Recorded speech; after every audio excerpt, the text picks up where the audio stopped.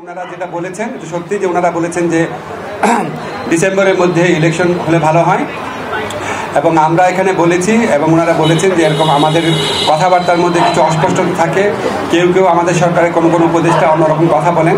আমরা এটা ক্যাটাগরিক্যালি বলেছি যে যেটাই বলুক না কেন আমাদের প্রধান উপদেষ্টা জাতির উদ্দেশ্যে দেওয়া ভাষণে বারবার যেটা রিপিট করেছেন সেটাই দলের অবস্থান। সেখান থেকে অন্য কেউ যদি বেফাস কথা বা অন্যরকম নিজস্ব বিবেচনা শুধু কথা বলেন সেটাতে তারা যেন বিভ্রান্ত না হন। আমাদের প্রধান উপদেষ্টা ডক্টর মোহাম্মদ ইউনূস প্রথম থেকেই বলেছেন ডিসেম্বর থেকে জুন। আজকে আলোচনায় আমরা কয়েকটা বিষয় স্পষ্ট করেছি, সেটা আপনাদের বলি। একটা হচ্ছে ডিসেম্বর থেকে জুন মানে যে আমরা ইচ্ছা করে দেরি করে করে মে বা জুন মাসে ইলেকশন করবো সেটা না। ডিসেম্বর থেকে জুন মানে হচ্ছে ডিসেম্বর থেকে জুনের মধ্যে যত তাড়াতাড়ি সম্ভব। যদি আমরা ডিসেম্বরে সম্ভব হয় ডিসেম্বরে, না হলে জানুয়ারিতে, এভাবে বুঝিয়েছি যে ডিসেম্বর থেকে জুন মানে যে আমরা ইচ্ছা করে একটু একটু বেশি ক্ষমতা ভোগ করার জন্য বা এমনি অকারণে আমরা 1 মাস 2 মাস বেশি ক্ষমতা থাকলাম, মোটেও সেটা না। ডিসেম্বরের থেকে জুনের মধ্যে যত তাড়াতাড়ি। এখন ওনারা একটু জানতে চেয়েছে যে সংস্কার যদি হয়ে যায় এত দেরি করার মানে কি আছে। আমরা ব্যাখ্যা করে বুঝিয়েছি জুলাই চার্টার প্রণীত হলেও যে প্রয়োজনীয় আইনগত ব্যবস্থা, নীতিগত ব্যবস্থা সেগুলি গ্রহণ করতে মাঝে মাঝে সময় লাগে।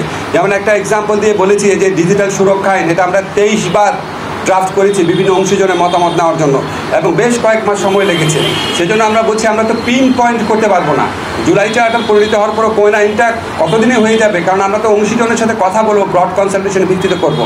আরেকটা বিষয় আমরা বলেছি যে আমাদের তো একটা জনগণের তো একটা আকাঙ্ক্ষা আছে যেন আমরা বিচার করে যাই। আজকে বাংলাদেশে এত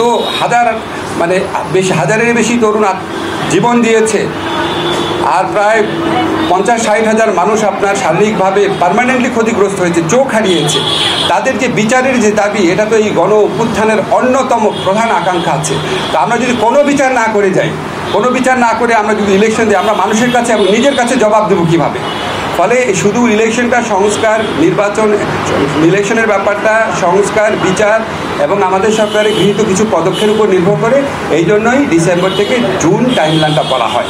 কিন্তু আমরা ক্যাটাগরিক্যালি বলেছি এটা কোনোভাবেই জুনের বেশি যাবে না, যে যে কথাই বলুক না কেন। এটা প্রধান উপদেষ্টার অঙ্গীকার পুরা জাতির প্রতি, রিপিটেডলি উনি বলেছেন কোনো অবস্থাতেই জুন অতিক্রম করা হবে না, নাম্বার 1।